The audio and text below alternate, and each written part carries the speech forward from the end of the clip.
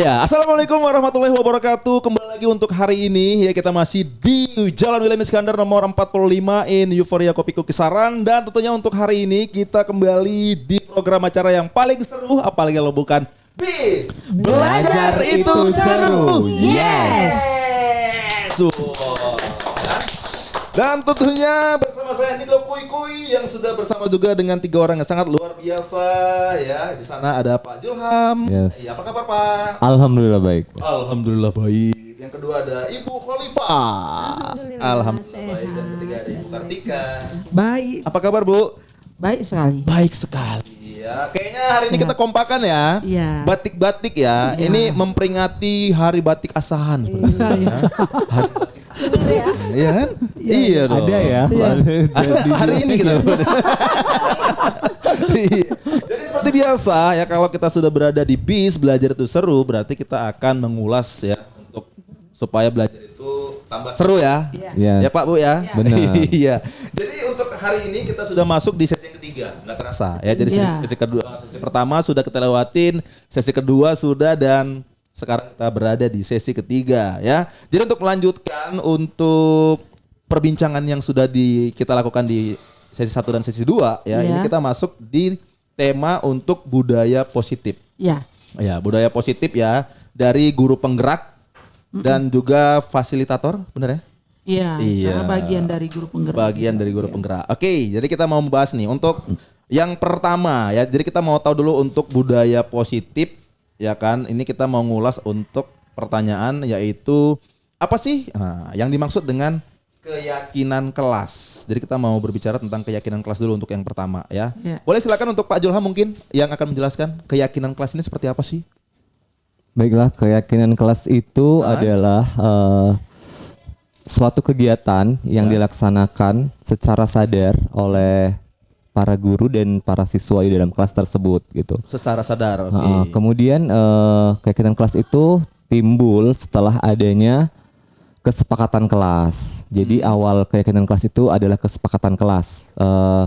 Para siswa itu diminta untuk mengutarakan pendapatnya, mengeluarkan ide-idenya agar kelas itu menjadi kelas yang aman, kelas yang nyaman, sehingga kegiatan belajar mengajar itu bisa berjalan dengan sebaik-baiknya, seperti itu. Oh, itu jadi yang tadi mungkin yang dimaksud dengan budaya positif tadi ya. Maksudnya kita memberdayakan atau mencerminkan hal-hal positif di dalam kelas. Iya benar. Seperti itu. Mungkin gimana Bu? bisa menambahkan. Boleh dong. Ya, menambahkan apa? Dari jawaban dari Pak Julham itu, kalau dia budaya positif itu akhirnya. Jadi yang pertama itu seperti yang katakan oleh Pak Julham, yang pertama adalah kita membuat kesepakatan kelas, benar. Kesepakatan kelas.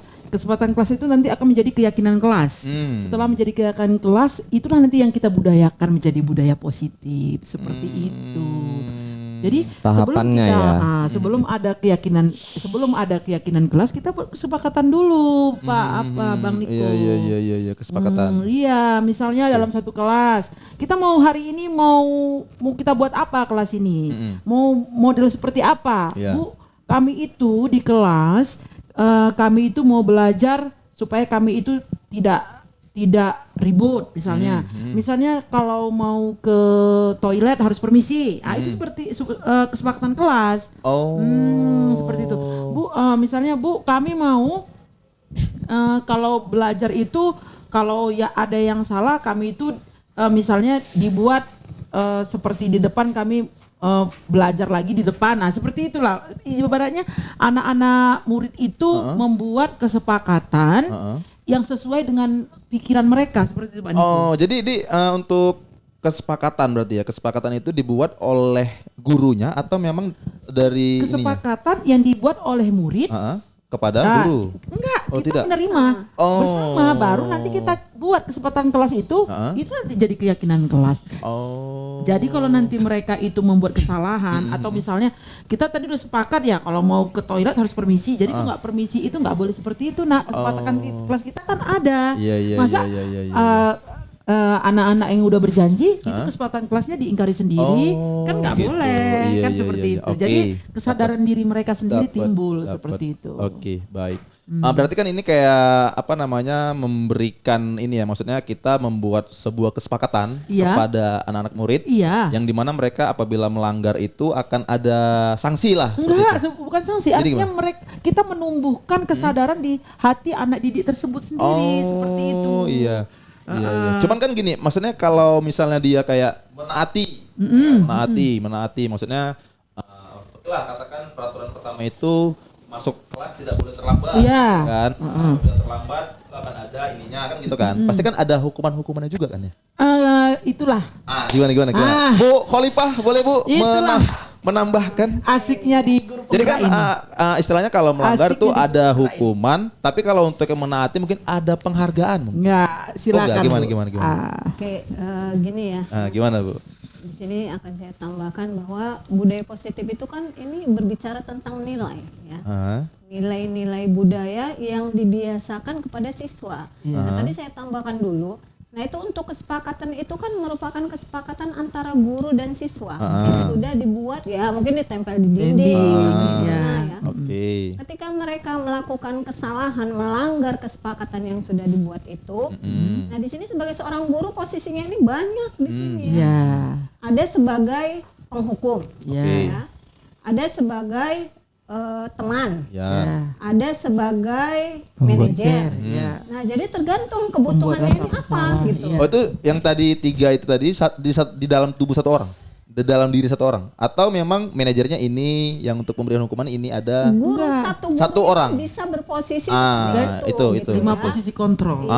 Bisa itu sebagai dia. pemantau juga. Nah, jadi ketika siswa kita tadi berbuat kesalahan atau kita ingin membuat si siswa tadi sehingga mereka itu merasa bersalah. Nah, kamu gimana? Ini kan kita sudah punya kesepakatan ya. Ya. Bagaimana guru itu mengcoaching siswa sehingga ya Bu, maaf Bu, saya bersalah Bu. Nah, inilah kerennya kesepakatan kelas Iya. itu. Karena kita sudah sepakat bersama gitu. Iya, loh. nggak perlu Sehingga ada kita penghukuman. menimbulkan nilai-nilai budaya positif itu dari dalam siswa, bukan Iya, dengan betul. hukuman. Iya, Kalau betul. kita hukum kamu push up tuh di sana, ya kan Iya. besok dibuat lagi. Iya. Aduh pula dengan orang tuanya, aduh pusing kita dipanggil terakhir kita kan. Oke, Ya. oke. Cuman kan gini, tidak semua murid itu yang akan mengikuti konsep itu, pasti dong. Jadi maksudnya kalau tidak dihukum, kira-kira cara bagaimana sih dari seorang guru tadi itu untuk memberikan apa ya semacam ya nasihat yang memang dia memang ngelakuin gitu. Pasti ada dong dari satu kelas tuh 30 orang, pasti 1-2 orangnya itu pasti ada yang kayak ya udahlah, mungkin kayak dia ngerasa omongan yang didengerin dia tuh kayak orang tuanya aja mungkin ya ada yang seperti itu gitu. Kira-kira tantangan dari seorang guru penggerak ataupun yang menjadi guru kelasnya dia itu tadi selain kayak Ibu Khalifah kan mungkin kan kayak mengatakan bahwasanya tidak akan menghukum kan gitu. Cuman kan pasti ada kayak ya sanksi lain lah gitu, atau mungkin kayak memberikan mungkin Konsekuensi. menulis ini atau apa gitu, pasti ada dong. Gimana? Iya. Ya. Jadi seperti Oke, ini ya, silakan, kalau sebelum kita buat kesepakatan kelas, seorang guru yang baik itu pasti akan menjelaskan terlebih dahulu apa sih sebenarnya kesepakatan kelas itu gitu. Jadi tadi sudah dipaparkan oleh Bu Kartika dan Bu Khalifah ya. Jadi kesepakatan kelas itu bukan hal yang main-main sebenarnya. Karena ide itu berasal dari siswa itu sendiri. Oh, idenya dari siswa. Iya. Oh, jadi kayak kita ngumpulin mereka di satu kelas. Nah, kita mau berkesepakatan nih. Kira-kira kalau misalnya seperti ini nih kalian bisa nggak? Bisa. Iya, nggak? seperti itu. Oh, Jadi iya. ketika dia mengingkari kan sebelum kita jelaskan, nah itu idenya kan kalian gitu, dari diri masing-masing. Jadi kumpulin ini kesepakatan kelas. Jadi kalau kalian yang ini ya, yang tidak menaati itu kan berarti tidak Mengingkari ya sendiri. mengingkari sendiri seperti itu. Iya. Jadi kita kembalikan lagi ke dia gitu. Dan sebelumnya kita tadi jelasin bahwa kesepakatan kelas itu bukan hal yang main-main, itu yang memang harus kalian laksanakan karena kan itu berasal dari diri kalian sendiri gitu. betul. Jadi ketika misalnya ya mereka itu udah mengingkari, nah kita ke siswa itu bisa saja ya langkah yang pertama itu kita panggil dengan baik-baik gitu. kita tanya gitu, kenapa seperti ini, kenapa, sampai dia itu bisa menjawab sendiri permasalahannya itu. Mungkin tadi saya terburu-buru Pak, karena saya sudah pipis di celana misalnya. Jadi dia nggak sempat lagi. Nah, ketika kita mengetahui itu ya kita bisa bilang ke temennya yang lain supaya jangan seperti itu. Maksudnya ada kelonggaran untuk itu gitu. Karena tuh halnya berbeda gitu. Oke, diterima ya. Berarti ini bagian dari konsep disiplin positif. Positif ya. Iya. Ini, disiplin positif itu gimana, Bu? kita berpihak kepada murid. Apapun itu berpihak kepada murid. Jadi kita sekarang guru-guru zaman sekarang ini Pak Niko, kita ini nggak boleh lagi menghukum. Iya. Kalau kita itu mengadakan pendekatan kepada murid gitu ya, itu murid itu patuh kok. Patuh kok, tanpa disuruh, tanpa apa, ngerti sendiri kok. Gitu. Jadi nggak ada lagi sebetulnya zaman sekarang ini sebagai penghukum, nggak ada. Oh iya. Nggak ada Pak Niko, atau pembuat rasa bersalah, nggak ada. Ada ya. Itu. Jadi kalau kita sebagai guru itu, kalau memang kita ini mengikuti guru penggerak, nah di guru penggerak itu diajari nanti ada yang namanya coaching, ada yang namanya segitiga restitusi. Nah di segitiga restitusi itu nanti anak-anak itu kita membuat anak itu misalnya ya. Datang terlambat sekolah. Inilah misalnya segitiga restitusi ya, datang terlambat sekolah. Kalau zaman-zaman kita dulu kok terlambat? Ya. Tiap hari terlambat. Ya. Bangun pagi atau bangun apa nggak bisa seperti itu. Kita membuat mereka merasa bersalah. Nggak seperti itu lagi. Oh, udah nggak seperti itu konsepnya ya? Dipanggil seperti ini. Nak, gitu ya. Nak, tadi malam tidur jam berapa? Oke. Jam 11 Bu. Loh kok jam 11? Itu jam 11 itu ngapain aja? Itulah Bu, awak kesuruhan tuh main game Bu. Kan gitulah anak-anak ini kan main game.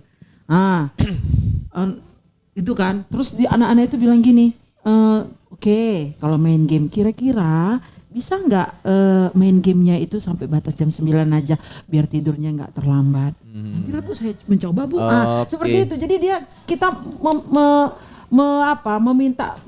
meminta kepada murid itu supaya bisa dia memenuhi apa kemauan kita, namun dia tidak sadar seperti Benar. itu. Tidak merasa kayak di apa ya? Kayak di doktrin. Enggak. Iya. Iya Bu, bisa kan? Bisa Bu, janji. Jadi pasti besok nggak terlambat kan? Enggak Bu. Kan besok nggak terlambat. Dapet. Kita kan tahu, kita juga tahu sebabnya kenapa. Kita juga bisa dikomunikasi Bu, tolong Bu, dipantau Bu, si Bayu itu kenapa? Tidurnya rupanya malam-malam ya main game. Oh benar Bu, nggak bisa dibilangnya begini begitu. Biasanya orang tuh seperti itu. Jadi kita menjalin kebersamaan dengan orang tua, dengan anak juga dapat. Dipantau di rumah, dipantau di sekolah. Oke. Cuman gini, ada nggak sih dari kayak gurunya atau guru penggerak lah katakan seperti itu ya, yang kayak memberikan penghargaan gitu.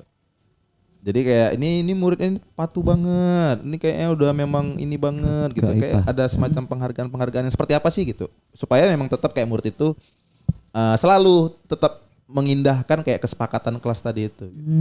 Oke, sebenarnya kalau masalah penghargaan ini awalnya ya untuk memotivasi, menstimulus respon ya, tentu kita ketika anak diberi penghargaan ini kan sangat baik ya, sehingga siswa mau melakukan apa yang diminta gitu. Namun ini ternyata tidak membuahkan hasil yang maksimal. Kenapa? Sifatnya itu ekstern, dia dari luar. Yang terbaik itu apa? Justru segitiga restitusi itu. Ya. Bagaimana seorang guru itu bisa membuat siswa itu menjadi lebih bertanggung jawab, menyadari mana yang benar, mana yang salah, hingga akhirnya nanti mereka melakukan sebuah perubahan. Nah, itu yang keren. Oke, segitiga restitusi. Iya. Nah itu, Niko baru denger ini. Maksudnya apa tuh? Nah itu tadi yang saya bilang, gimana, segitiga restitusi ini bagaimana seorang guru bisa menciptakan siswa itu penuh dengan tanggung jawab ya. Kemudian siswa itu menyadari secara penuh bahwa ini salah, yang ini benar. Nah, sehingga mereka lebih banyak melakukan kebenaran. Kemudian mereka itu berubah. Ketika mereka salah, mereka melakukan perubahan. Perubahan benar tadi. Iya, menjadi yang benar tadi. Itulah fungsi dari segitiga restitusi. Iya, secara umumnya seperti Segitiga restitusi ya, maksudnya dia maksudnya segitiga itu segitiga seperti Segitiga sama kaki. pertama ya tadi kita sapa, jangan kita langsung menyalahkan dia, jangan. oh itu maksudnya segitiga restitusi. Kita hanya bagaimana meminta anak itu supaya bertanggung jawab gitu terhadap apa yang dilakukan. Tapi secara kesadaran diri. Iya. Kemudian muncul rasa kesadaran diri kita kalau sudah tanggung jawab kan kita perlu kesadaran gitu ya. Setelah kita sadar lakukan perubahan. Oke. Nah, ini yang terpenting refleksi nih. Kalau kita tanggung jawab loh, katanya siswa yang tanggung jawab, tapi tidak ada perubahan sama aja. Hanya ya Bu saya tobat Bu, kan banyak nih siswa ya. Iya. Ketika di sidang nih sama Bu, Oke. ya saya tobat Bu, saya ampun Bu, besok nggak melakukan lagi. Ternyata tidak melakukan perubahan. Oke. Iya betul. Iya. Jadi cuman gini, pasti kan ada tantangan-tantangan tersendiri ya, apalagi kan kayak Pak Julham kan kepala sekolah, ya kan. Kepala sekolah itu kan banyak kelas-kelas yang juga memang muridnya pasti ya banyak ragam macam lah, sama juga Ibu Khalifah juga kepala sekolah juga, ya kan. Ada nggak tantangan? Maksudnya kayak di sekolah saya itu ada satu kelas tuh yang memang tuh agak susah menjalankan ini gitu, mungkin ada. Atau semuanya berjalan dengan baik? Sudah pasti ya.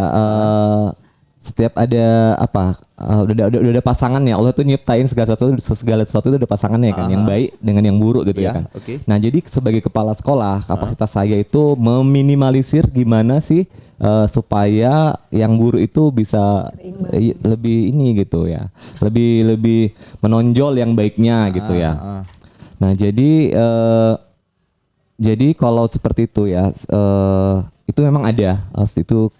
Nggak saya sebutin ya kelasnya ya. Nggak usah disebutin. Cuman kan gini, kita pengen taunya itu kan cara atau kiat dari seorang Bapak Julham tuh gimana gitu. Supaya mereka ini bisa ngikut sama kayak teman-teman yang lain gitu. Jadi langkah yang pertama itu sebagai seorang pemimpin ya, saya harus menunjukkan look yang bisa dicontoh gitu. Ya sebagai role model bagi para guru dan bagi para siswa, itu langkah yang pertama. Baru yang kedua itu saya melakukan pembiasaan yang baik. Contohnya saya datang duluan, begitu saya berdiri di depan nyalami anak-anak mau masuk. Nah itu salah satu contoh ya. Baru yang ketiga itu saya biasanya bermusyawarah dengan para guru kelas, para wali kelas itu.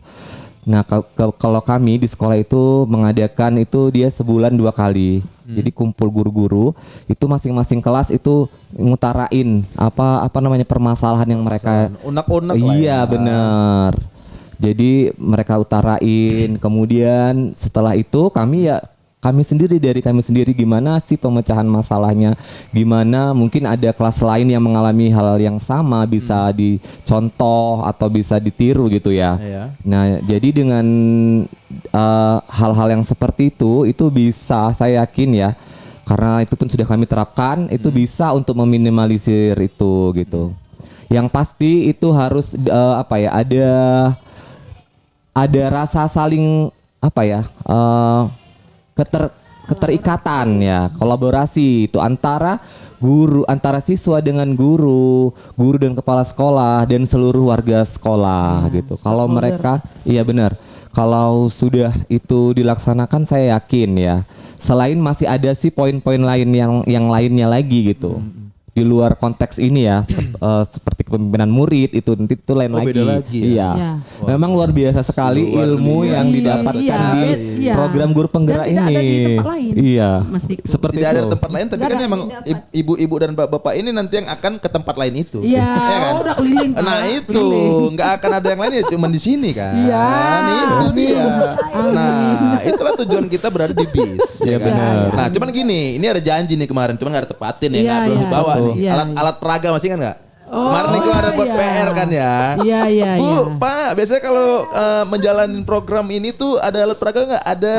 Gitu. Kita ya udah nggak usah dibawa. Cuman kan mengilustrasi aja lah ya, mengilustrasi. Kira-kira kalau dari Bu Kartika mungkin alat peraga yang sering dipakai untuk kayak tadilah berinteraksi sama murid gitu. Alat peraganya biasanya apa? Kalau saya sih Pak senang langsung ke lapangan. Oh langsung, nggak ada pakai alat peraga? Bisa, alat peraga bisa bermacam-macam. Contoh satu. Ya janur aja bisa jadi alat peraga janur. loh. Itu janur kelapa itu. Iya, janur kelapa bisa jadi. Itu ngapain maksudnya? Loh, Nah, gimana? kita pengetahuan itu kan seperti ini Mas Niko. Pengetahuan itu kan tidak jadi di guru inilah unik di guru Nah, iya ini. enggak, kita mau kupas uniknya ini apa ya? Iya, gimana? Janur. Jadi kita ilustrasi dulu sebentar. Oke, ilustrasi. Kita ini sukses dan kaya kan tidak mesti harus pandai matematika. Oh enggak, saya jualan bakso bisa kaya. Bener. Jadi penyanyi bisa kaya raya. Bisa. Bengkel bisa kaya Bisa. raya. Olahragawan bisa kaya Bisa, raya. oke. Keterampilan membuat bunga bisa kaya. Iya. Jadi cerita kaya nih. iya, sukses lah, sukses. Memang kan itu juga ini Iya tujuannya. dong. Kesana tujuannya Kesana, kan. iya. Jadi kalau Kesejahteraan. kalau janur kita peragakan janur. Ayo anak-anak kita membuat apa? Belalang, piala. Keperluan untuk apa? Ala-ala pernikahan. Mahal itu loh Pak Niko. Mahal, iya. Nanti bisa gabung di wedding Nah, organize apalagi ya. Masa mahal. Suruh buat apa itu? Ketupat. Tumpeng. Coba. Iya. Jadi materi nggak? Iya, Jadi industri nggak itu? Jadi, Nah, oke. jadi selain kita mengajarkan ilmu kepada mereka, kita juga mengajarkan bisnis kepada mereka. Ya, Kewirausahaan. bisnis, ya, Ayo oke. buat ini nak. Oke Bu, aku itu kemarin melihat ya Bu, yuk ada tumpeng seperti ini segitiganya itu macam mana buatnya? Ayo kita ambil daunnya. Seperti ini nih buat tumpeng. oke. Ya kan? Nanti macam mana Bu belalangnya taruh kan di sini, belalang cantilkan di sini. Dari debok itu dibuat bunga-bunga tempel. Ah, seperti itu Pak Niko. Oke. Itu guru penggerak itu mengajarkannya ke situ. Kayak gitu ya? Iya, alat peraga itu mesti jangan buat rangka segitiga, rangka ini enggak gitu lagi. Oke, dapet. Udah lebih lemes dia, udah lebih lemes. Ya, Bu, kapan ada waktu untuk ngajarin itu? Ayo. Bisa tuh. Privat ya, privat Iya ya. dong, iya. Ya kebetulan Niko juga wedding organize. Iya. Bisa kerjasama ya, bisa kerjasama kayaknya. Oke, itu satu dari Iya. Ibu Kartika. Ya, kalau Ibu Khalifa Bu, kira-kira apa ininya untuk alat peraga gitu? Kalau saya Tadi sih janur. karena bahasa Indonesia ya, Heeh. waktu saya kepala sekolah, saya Ya. sering tuh mengajari siswa untuk menulis puisi. Menulis puisi. Jadi kalau media yang saya gunakan itu kalau saya membawa siswa keluar, adalah nanti keterbatasan waktu gitu ya. Oke. Saya laminating aja tuh seperti fotokopi, seperti apa laminating KTP, tapi di dalamnya itu banyak gambar-gambar gitu. KTP. Iya, Oh, seperti KTP besarnya, lah, besarnya iya, KTP. besar KTP. Oke, banyak Ada gambar-gambar. gambar sawah, pemandangan, ada bukit hijau, Oke. laut. Nah, udah itu saya bagi aja buat puisi. Sesuai Tentang dengan itu? gambar yang ada nih di sini. Oh, Saya kalian pegang bilang. apa? Misalnya pegang sawah. Iya, Puisi tentang sawah, tentang sawah. hijau. Mereka berinspirasi di Oke. dalam. Nah, mereka, oh ini tentang sawah. Nah, saya Iya. Sederhana. hasilnya dia beragam. Oke, berarti baca puisinya bagus nih, ya kan? Iya. Iya, betul. Iya. Nanti Iya. kita tantang. Suruh baca puisi setelah ini Iya, ya. langsung. Penutupnya kita suruh baca puisi nih, ya kan? Pak Julham, satu alat peraga biasa yang digunakan. Oke ya, kalau saya sih beragam ya karena guru kelas ya. Ya. Ada yang pada saat itu waktu pembelajaran jaring-jaring kubus dan balok itu ya. Jadi Jaring-jaring, ya, kubus dan jadi itu waktu itu saya ambil yang paling sederhana itu biji rukam ya. Kebetulan di sekolah itu ada biji rukam itu Iya. kayak gimana coba dulu? bulat-bulat warna Ya, biji merah bulat. ya. Asem banget ya. Tapi anak-anak suka gitu ya. Itu rukam sama cermin sama nggak? Beda. Oh, beda. Dia kening cermin. Cermin kuning. Kalau Buat rukam, seri lain lagi. loh. Lebih besar dia. Ya, oke. Itu Jadi- biji rukam diapain? Jadi kan kita ambil lidi dipotong dengan ukuran yang sama, kita satu-satuin pakai rukam itu gitu, Iya. pakai rukam itu. Nah, Jadi jadi biji rukam. Terbayang nggak? Enggak. Ini kan Gila biji sih. rukam. Biji- Dicucuk. Biji Dari rukam sana dicucuk. dicucuk sini, dari ada sini ke lidi. sini. Lidi. Iya. Lidi kan beberapa Lidi lidi. sate lah bilang. Nah, yang ukurannya sama panjangnya, Ya, oke, disatu-satuin membentuk kubus. Menyatukan Jaring-jaring pakai kubus. biji rukam. Ah. Iya, sudut-sudutnya itu. Oh, biji rukam itu besar ya, Bu? Ya, sebesar Besar. pentolon ini lah. Iya. Oh iya, ini. Iya. Dia lebih bulat ya. Iya. Berarti kayak biji manggis ya?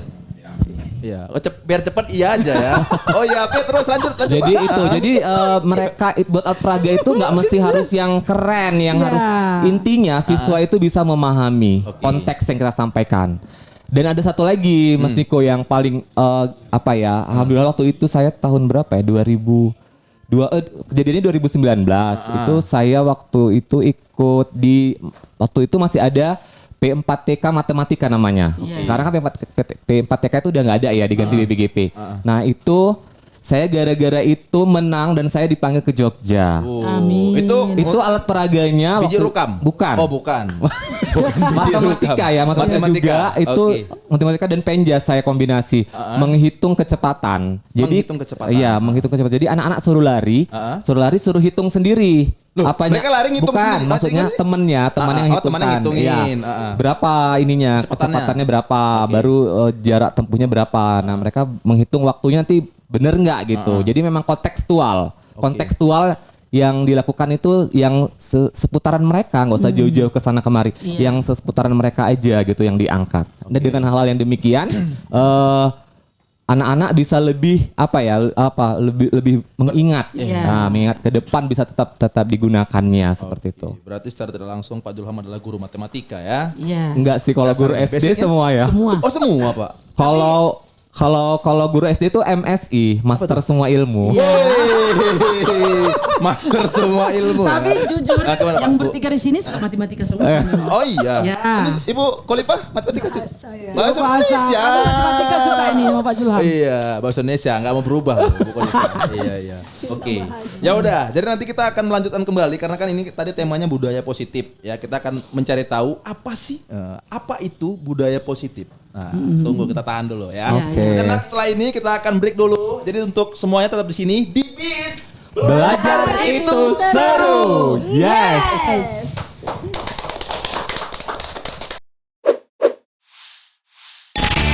Playing all-time favorites. Ya, balik lagi di BIS Belajar itu seru. Yes, oke. Makin seru ya. Kita balik lagi dan akan ngebahas lagi ya mengenai tadi yang untuk tema kita. Ini kan temanya adalah budaya positif. Cuman dari tadi kita ngobrol belum ada ngebahas tentang budaya positif. Nah, kira-kira nih budaya positif yang dimaksud itu seperti apa? Ya, oke, Bu Khalifah. Ya. Gini ya. Kalau kita berbicara tentang budaya positif itu, ini bagiannya yang pertama mungkin paradigma terlebih dahulu ya. Paradigma tentang positif, kemudian di dalamnya itu sudah ada disiplin positif. Disiplin positif. Masuk ke dalam bagian budaya positif. Nah, kemudian di dalamnya itu juga ada kesepakatan kelas. Ya. Jadi kesepakatan itu juga merupakan bagian daripada budaya positif. Bagaimana kita bisa menciptakan budaya positif tersebut ya di sekolah? Tentu ini bukan seperti mudahnya membalikkan telapak tangan gitu ya. Bukannya gini jadi gitu, enggak. Kita itu harus membentuk dari awal terlebih dahulu bagaimana kita melakukan pembiasaan kepada siswa yang dimulai dari diri sendiri dulu. Diri sendiri itu siapa ya, kita sebagai panutan gitu, role modelnya. Kita sebagai guru, sebagai kepala sekolah mungkin ya. Di sini harus melakukan hal-hal yang positif. Nah, jadi sehingga siswa itu melihat, oh, Bu itu aja datang cepat ya. Kepala sekolah datang cepat, guru tidak terlambat. Saya juga harus gitulah. Nah, timbul kesadaran. Kalau kepala sekolahnya datang terlambat, kemudian gurunya terlambat. Nah, gimana budaya positif mau ditegakkan di sekolah? Siswa, nggak usah cerita positif lah. Ibu aja terlambat. Nah, jadi disitulah budaya positif ini tadi. Bu Kartika ada yang mau ditambahkan, Bu? Ya, saya sedikit menambahkan dari Bu Khalifah ya.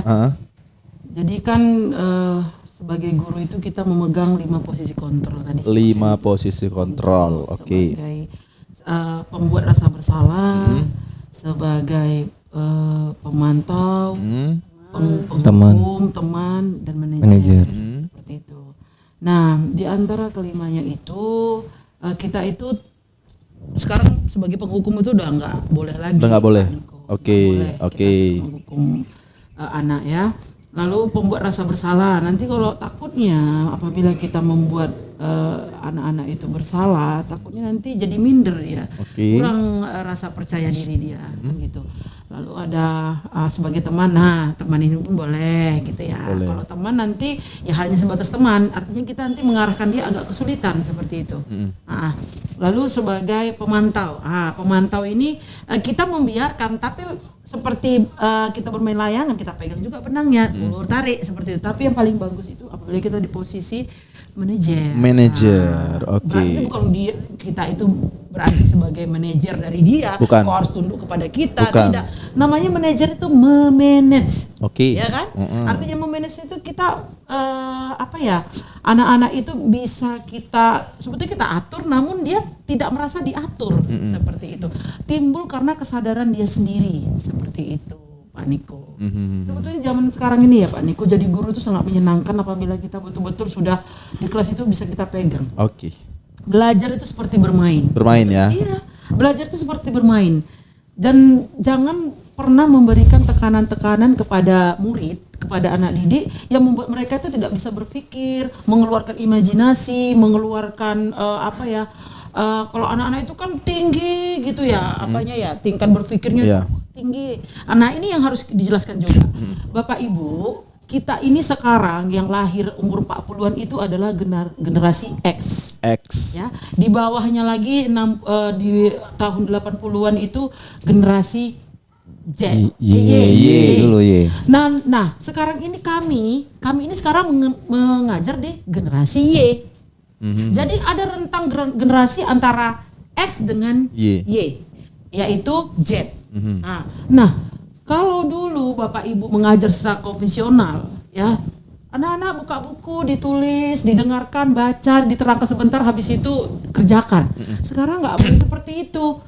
Bagaimana anak terlahir di zaman sekarang ini majunya, kita harus bisa belajar mengikuti itu. Makanya Kemendikbud atau Bu Nunu mengatakan, Pak Mas Karim, Mas Nadiem, Nakarim juga mengatakan bahwasanya itu guru itu adalah pembelajar sepanjang hayat. Kenapa? Kita harus bisa mengikuti yang generasi Z tadi.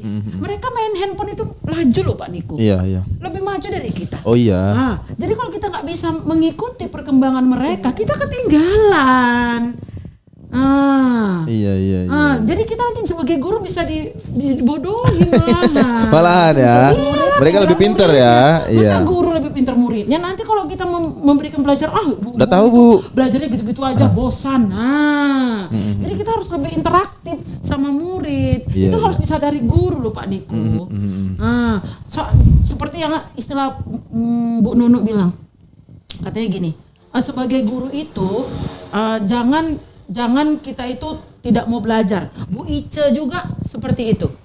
Jangan kita sebagai guru itu nggak mau belajar. Kalau nggak mau belajar, berarti dia bukan guru. Karena yang mau kita ajarin ini generasi Z. Masa kita ilmunya yang dari konvensional yang lalu-lalu nggak masuk lagi, Bu, Pak Niko.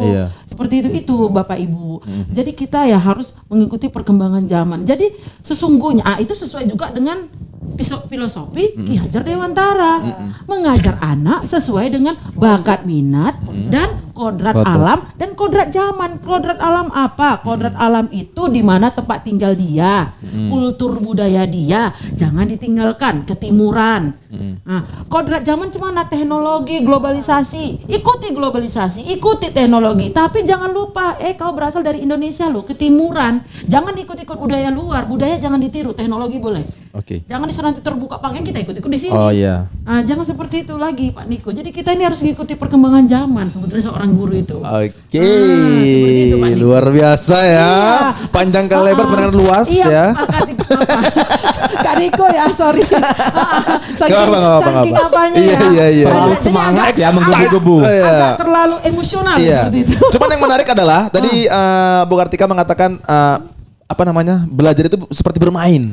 Nah, cuman kan nggak gampang ya, maksudnya seorang guru sudah berada di titik itu, pasti ada semacam kayak mungkin hal-hal yang harus bisa dilakuin untuk berada di titik itu gitu. Kira-kira kalau dari Bu Kartika bilang belajar itu seperti bermain. Kebenaran yang saya ajar itu anak SD. Anak SD ini kan kompleks ya, dia dengan masih bermain seperti itu.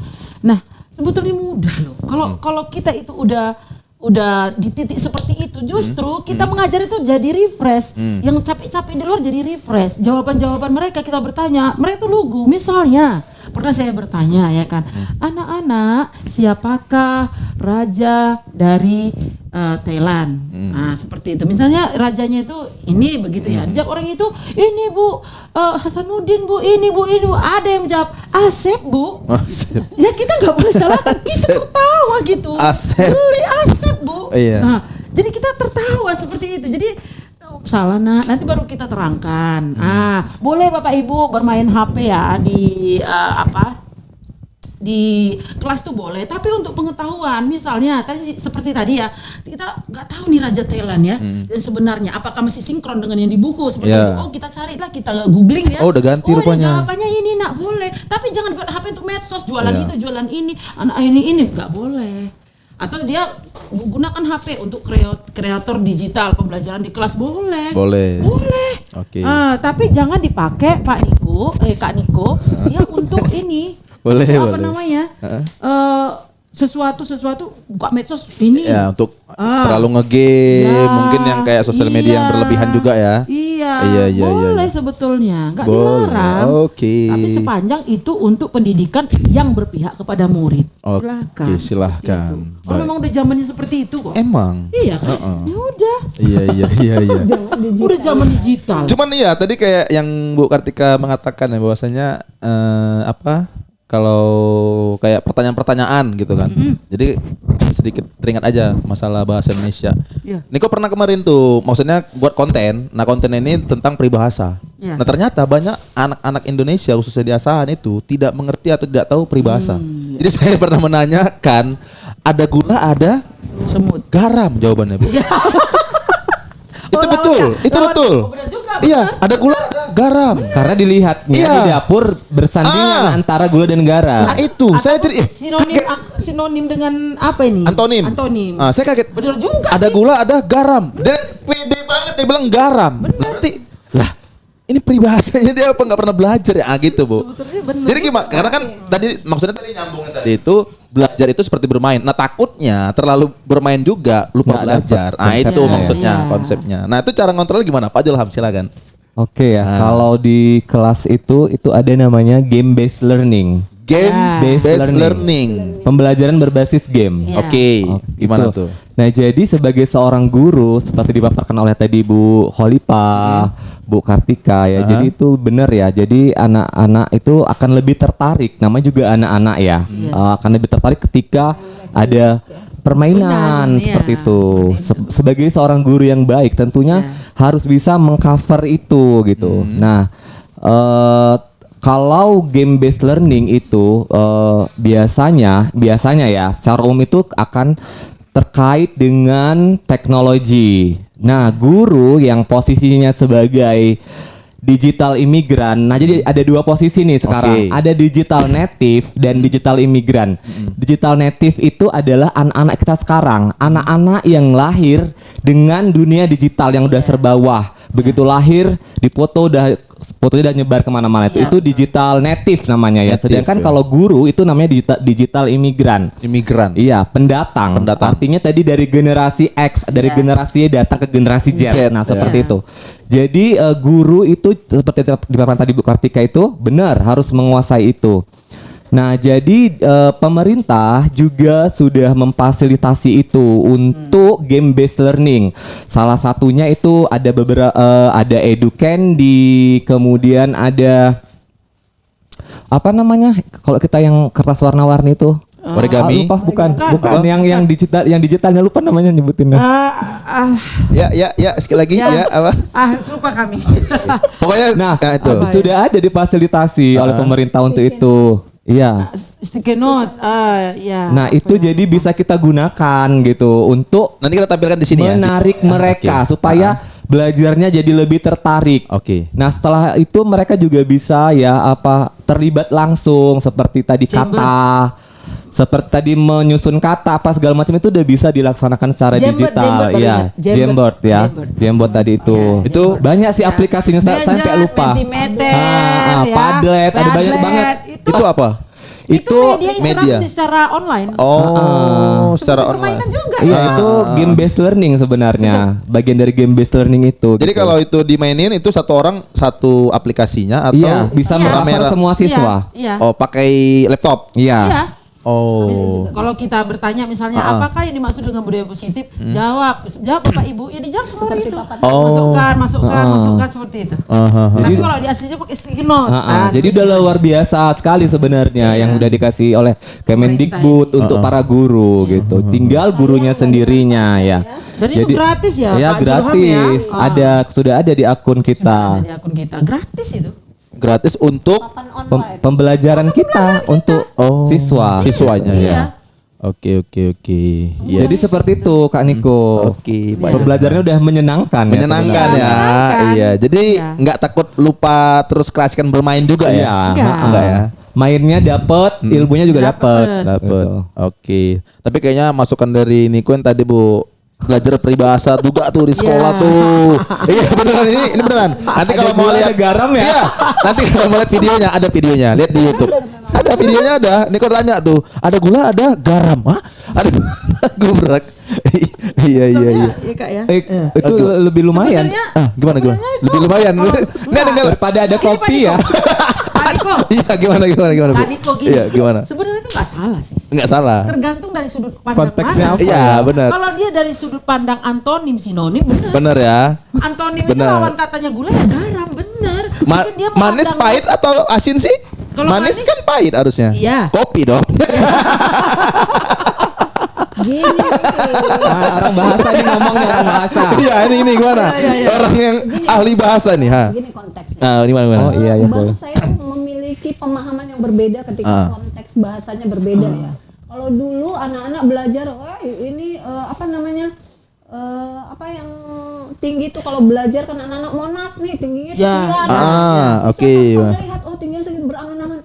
Gimana tuh? Tinggi kali mungkin ya. Andai-andai. Iya. Ini mungkin ibunya itu menaruh garam. Bisa. Kemudian di sebelahnya ada semut Oke. atau gula. Kan Semut nggak kesebut. Yang kesebut garam kopi. Ada lagi kemarin toples ya, toples kan? Iya beneran. Bener. Ini udah saksinya loh. Mereka saksinya itu kita kemarin. Toples. Iya, kita datang. Kita datang ke rumah baca. Nah rumah baca itu kan banyak anak-anak. Jadi kita buat sebuah permainan. Iya, benar, Nah kita benar. tanyain tuh. Nah peribahasa ya, ya ada gula ada. Yang satu bilang tadi garam, yang satu kopi katanya. Yang satu toples. Medianya ya, iya. Iya. Nah itu dia. Itu umur berapa Pak Nik? Berapa ya? SD lah. SD. Iya. Nah, jadi nggak pernah salah, nggak boleh salah kan? Cuman gini Bu, berarti kan gini, maksudnya di sekolah berarti nggak pernah belajar, maksudnya nggak ada ini apa? Itu yang konteks peribahasa itu maksudnya Ada gitu. peribahasa secara konteks yang sesungguhnya dalam arti denotasi. Nah ini beda konteks peribahasa apa yang mereka lihat. Itu. Ini termasuk loh pembelajaran Iya. berdiferensiasi. Kesiapan siswa. Itu. Ada Dari kesiapan. sudut pandang mana? Betul. Iya. Nggak salah. Nggak salah. Jadi kesiapan nggak salah. Jadi Iya. kesiapan siswa itu kan ada yang anak-anak itu pandai pakai melihat aja Oke. udah tahu rupanya kalau ada toples ada gula Iya. ada garam. Oke. Udah. Nah, Iya. pakai audio, Uh-uh. didengarkan lagu ini. Iya. Lagu entah lagu apa judulnya nak bahasa Inggris Bu. Nah, tahunya gitu Iya, aja. iya. Nggak salah. Iya. Kalau memang bahasa Inggris dengar dia. Ini bedanya kalau kita bicara dengan guru penggerak sama guru yang biasa. Guru yang biasa. Kalau guru yang biasa pasti ya itu salah gurunya tuh nggak ngajarin pasti gitu. Nah. Tapi kalau ini nggak salah. Nggak salah. Iya. Memang seperti itu. Iya, nggak salah. Nggak salah ya. Iya. Oke. Ada pertanyaan. Ini dari apa? WA. Kita ada buka WA juga. Oke. Jadi tadi Pak Zulham menyebutkan satu akun ya. Iya benar. Akun apa itu Pak? Itu Oke. tadi. Coba. Jadi pemerintah itu udah nyiapin untuk satu guru satu akun, yaitu nama. Iya. Penggerak ya. Enggak, seluruh guru. seluruh guru biasa. Baik guru biasa, guru yang belum non penggerak ataupun yang penggerak ya. Oke. Ya, yang sudah terdaftar di Dapodik yang pasti. Oke. Nah, itu akun belajar ID namanya, akun belajar akun ID. belajar ID. Ya, jadi di situ ada banyak sekali fasilitas-fasilitas yang disediakan pemerintah. Termasuk tadi Jembot tadi itu. Jamboard. Iya, Jembot. Padlet, itu kita ambil Mentimeter. Jembot dia Jembot apa aja, dia? Jembot yang include ke situ Jembot ya. Itu kayak kertas warna-warni tadi. Iya, Iya, tapi dia digital. Iya, tapi Oh, dia digital. Iya. Oke, gini maksudnya permainannya gimana tuh? Kertas warna-warni. Gini. Dia dirubah menjadi media atau dirubah menjadi objek sesuatu apa gitu. Gini, jadi misalnya ya guru buat media itu dulu ya. Kemudian nanti kita ambil linknya, Disebar, kemudian share. linknya di-share ke siswa. Oke, dibuka. Ke WA grup ya. Berarti siswa membuka itu gitu. Jadi menjawab pertanyaannya itu Dari sesuai pertanyaan yang ada di atas itu sudah ada tertulis apa? Papan tulis. Warnanya boleh kita pilih yang mana? Mau yang pink, mau yang hijau, merah, kuning merah, ada. Cuman kan maksudnya kalau kita yang belum pernah itu kan, yang ada di pikiran ikutnya kayak puzzle. Enggak. Kertas warna tuh dia papan tulis, cuman warnanya ada yang pink, ada yang Iya. biru. Sticky note kita ambil ke papan tulis itu. Sudah ada itu, tinggal ambil dari sebelahnya aja. Sebelumnya ya kita sebagai guru kita arahkan dulu anak-anak, Iya. kita contohkan seperti itu. Dia Gitu, dia Kak di Niko. tengah itu seperti papan tulis. Ini pertanyaannya. Ini pinggir-pinggirnya ini, pinggir-pinggir papan tulisnya itu ada buku, ada Fasilitas pensil, lah, ada- fasilitas Udah, untuk kita itu. aja bentuk buku. Tinggal lah buku Nanti muncul. tertulisnya itu kayak kecil gini nimpa itu, baru kita tulis ini Oh. down. Nanti muncul itu di papan tulisnya Set, gini, muncul. gitu. Oh gitu, udah seperti itu ya. Iya. Muncul sendiri papan tulis. Papan tulis sudah online. berantakan, Nah. kan itu berantakan. Ah, ya, di situ dirapiin. ya, dirapiin. Itu susunan. Kadang kan bertimpah. Kan. Nah, guru tinggal susun. Dah. Iya, asik ya. Seru. Iya. Itu untuk SD aja atau semua SD SMP? Seluruh guru. Seluruh. Seluruh guru dapat untuk akun seluruh itu. gurunya. Mau kalau nggak mau ya nggak juga. Ada Oh, dia nggak mau. Maksudnya seperti ini ya, maksudnya nggak mau itu dia nggak membuka, nggak menggunakan Oh, itu gitu. gitu. Tapi kalau apa ya, ketersediaannya tetap ada di Tetap akun ada. masing-masing. Dia tetap punya akunnya. Iya. Ini Cuman ada mungkin- satu pengalaman Pak Niko. Oke, siap. Itu Gimana? makanya kenapa guru itu harus tetap belajar. Sewaktu pernah pengalaman saya memberikan jembet kepada setingkat guru. Gitu. Jadi kalau saya memberikan kepada anak didik, peserta didik, itu lebih cepat mereka nangkap. Anak didik ya? Iya, Siswa. edukasi jet ini tadi. Ah. Ya. Namun guru itu mesti sampai hilang papan tulis saya. Oh, iya, ada yang hilang, benar. Pertanyaannya dibuat. Iya. Saya kemana? Kemana papan tulis saya? Siapa yang ngapus? Tiba-tiba Iya. Kan guru. Iya. Jadi Yang lebih lucu ditanya siapa? Nggak ada yang ngaku. nanti kan coret-coret. nanti papan tulisnya itu dicoret. Nggak tahu. Guru nggak tahu. Oh, ini maksudnya kayak Zoom gitu ya? Iya, dia melalui aplikasi gitu. Oh, jadi kita ini papan tulis itu satu papan tulis tapi dipakai rame-rame gitu. Iya. Makanya tadi ada yang nggak ngaku ini Iya, gitu ya. Iya, pertanyaan itu hilang, papan tulisnya hilang. Lari ke slide 3 Oh gitu. ya kan? Jawabannya lari ke Siapa slide nih 3. ngilangin? Nggak tahu. Nggak Lari ke ada. Slide 3 jawabannya. Kayak lalu. Iya. Itu pertama kali atau sampai sekarang? Ya, Sampai sekarang kayak gitu juga. iya itu Pasti. makanya. Pasti ya. Itu makanya kita itu sebagai guru ikutlah. Ikut. Perkembangan zaman. Ikut. Ah. Nih kalau ada nggak Apa guru mau boleh ikut buat nih. lah. Iya, benar. Nih kalau ada nggak guru mau ikut, masa guru nggak mau ikut? Iya. Apa boleh buat lah. Awak ini. Ah. Niko Iya, kayaknya guru juga, Ada? guru ngaji ya. Oh iya. Guru ngaji dan guru apa? Ahli dalam bidang kerajinan ya. Oke. Iya, kerajinan tangan. Iya. Ya, terus anak gitu dari WA kita buka WA lagi ya. Oke. Bapak Ibu bagaimana menyikapi kalau ada guru yang tidak mau belajar? Nah. Oke, nanti saya jawab dulu gantian ya. Oke. Kan Lupa harus dulu disikapin kan? Gimana, Pak Bu? Niko, Oh, iya. Iya. Mungkin tantangan kami sebagai guru penggerak, tantangan masing-masing di sekolah ini gitu ya. Pasti ada. Ada. Nah, itu bagaimana menyikapinya? Karena itu suatu perubahan. Ya. Guru-guru ini kan kebanyakan udah di zona nyaman. Iya. Alah udahlah Mau itu. belajar, gaji keluar, Udahlah. gaji keluar. Iya, iya. Udahlah tuh. Keluar juga ya itu. Iya. Tapi begitu. Ujian Baru- nanti? Enggak. Oh, enggak? SKP itu terkait di PMM. Wow. Oh, baru. Kami Iya. SKP kok, Bu? SKP itu seperti apa ya, penilaian kinerja kita Oh. per semester. Oh, gitu. Ada penilaian. Kenaikan pangkat seperti itu. Golongan. Iya. Kenaikan nah itu golongan. dikaitkan dengan PMM Oh, sekarang. ho, Nah, ho. di situ Baru lah lebih sibuk ya. tubruan itu Tubruk-tubruan tadi. nanya situ, nanya sini ya Iya, kan. macam mana ini, Iya, begini, baru. begini. Nah, sebetulnya itu tergantung diri kita sendiri. Iya, Nah, benar. kemauan kita sendiri. Makanya mau dijejelin macam manapun kalau kemauan kita sendiri itu Nggak mau ada, belajar, ya udah. nggak ada. Tapi di saat guru-guru yang mau belajar itu maju, tolong sekali kepada guru-guru jangan iri. Oke. Karena itu pasti dia punya kelebihan-kelebihan Iya. yang dipandang oleh Kemendikbud. Tapi tolong jangan iri. Kenapa dirimu aku nggak mau belajar lah? Aku masih punya anak, ngurus suami, masih membolo rumah, nggak bisa. Iya. Nah, lalu kenapa kami bisa? Bisa. Kami juga punya anak. Itu Kami dia. memanage waktu dengan baik. Itu jawaban. Iya. Kemauan kita untuk belajar Itu dia. Iya. Seperti itu. Boleh ditambahkan, Bu? Iya Bu Khalifah. Ini tadi sebenarnya senyumannya itu mengandung arti sekali ya. Senyumannya itu kayak memang pengalaman banget ada gitu. Gimana? Iya. Oke Kak Niko, kalau bagi saya sih kalau melihat guru yang malas belajar itu menurut saya gimana ya? Itu orang yang tertinggal ya. Merugi ya. Karena apa? Kalau sekarang ini memang kita lihat ya, persaingan itu, segala sesuatu itu, kita memang harus memiliki kemampuan. Iya, Kita harus. tidak mampu, kita akan tertinggal jauh. Oke. Kita tinggal pilih nih, kita mau maju atau diam di tempat atau ketinggalan. Betul. Iya kan? Iya. Mau di ekor, di tengah atau di depan. Iya. Serigala ya. Iya. Di belakang, di tengah atau di depan ya. Konsep serigala itu. Ibu di depan. Iya. Karena memang setak saja bertahan di posisi yang sama itu merugi. Apalagi tertinggal. Iya. Itu Karena dia. kan kita ini berkembang.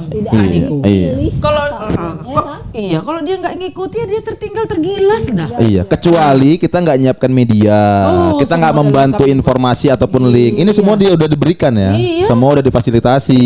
Ya, ada fasilitator juga. Gimana Pak? Mau ditambahin? Dari tadi mau ngomong cuma, nah gitu.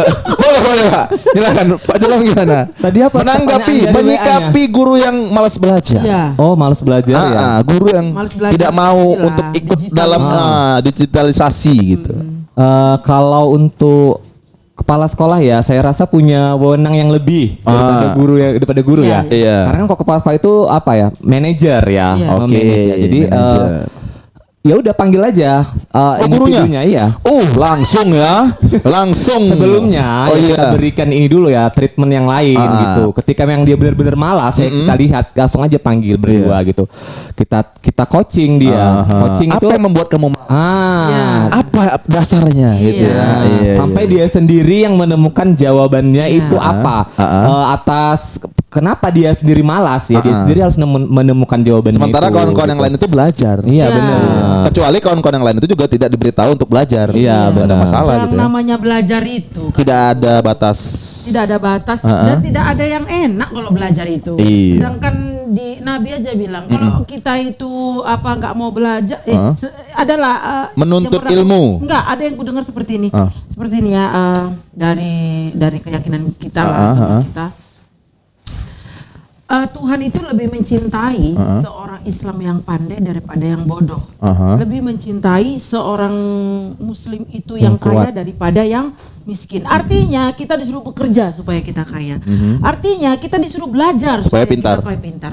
Jadi kalau kita itu di diri kita, kita mau pintar, ya kita harus belajar. Kita mau bodoh, ya kita duduk aja diam. Tapi di saat nanti kita bodoh, kita menyalahkan orang nggak diajari kok, nggak ada disuruh kok. Lah, kok mesti disuruh udah tua, udah berpendidikan. Iya betul. Ya kan? Cuman orang bodoh bukan berarti tidak bisa pintar. Bisa. Yang ada orang malas. Nah itu tadi, makanya kita bagaimana cara menanggapi guru yang malas gitu ya. Bukan, maksudnya ini kan kita supaya memotivasi, supaya tuh semua guru-guru tergerak gitu. Bahwasanya jangan berdiam diri lagi gitu loh, karena memang sudah zamannya seperti itu. Ya, toh kita juga hari ini duduk di sini berempat ini kan memang udah zamannya sosialisasi melalui media seperti ini, gitu, ya kan, supaya lebih menarik. Gitu ya Pak Jelam ya. Iya. Terakhir, ini kan menutup ya, cuman statement bagaimana penerapan budaya positif di sekolah. Ini dari masing-masing lah untuk menutup kita hari ini, karena kan ini pertanyaan juga ya, bagaimana penerapan budaya positif di sekolah. Dari Pak Julham dulu, silakan.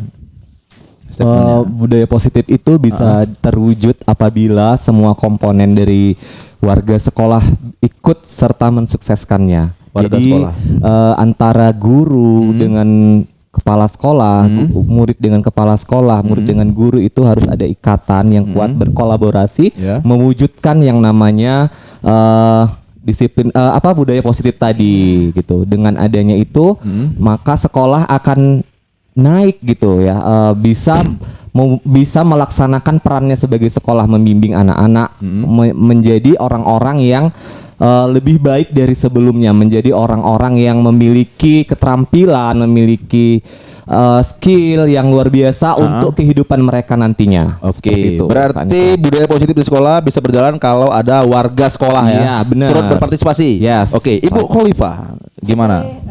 Bagi semua yang ada di luar ya, termasuk kita juga sih, semua yang ada di sini, kunci sukses itu apabila kita semua berdampingan secara bersama-sama menerapkan budaya positif itu ya. Jadi budaya positif itu merupakan Kunci suksesnya pula. mau sukses Budaya positif. budaya positif. Oke, dan langsung ditutup oleh ibu kita yang luar biasa, Ibu Kartika. Kira-kira statement tentang budaya positif di sekolah, penerapannya. Oke, boleh. Kalau saya bilang sih kalau budaya positif itu dimulai dari diri sendiri sih. Dimulai dari diri sendiri. Dari diri sendiri, dari kesadaran di kita itu untuk menerapkan budaya positif. Oke. Seperti itu.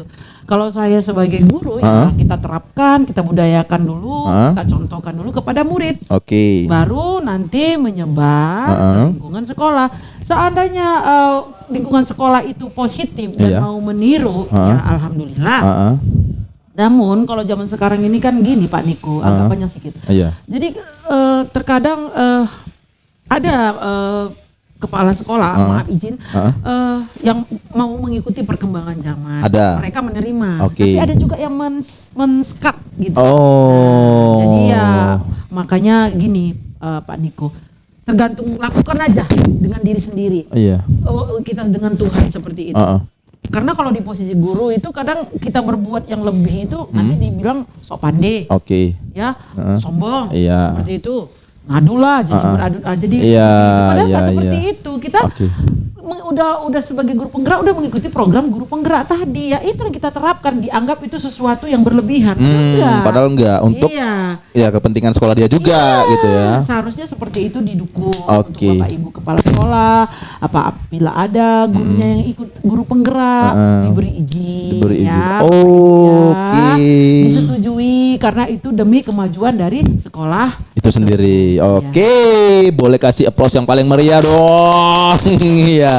Ya, berarti tanda kutip di sini kita menyimpulkan ya, ada sekolah yang masih belum juga ya untuk ikut serta. banyak. Oke, berarti kita akan lanjutkan nanti di sesi berikutnya ya. Kita akan simpan dulu sesi 3 ini, nanti akan kita lanjut ke sesi 4 ya. Oke.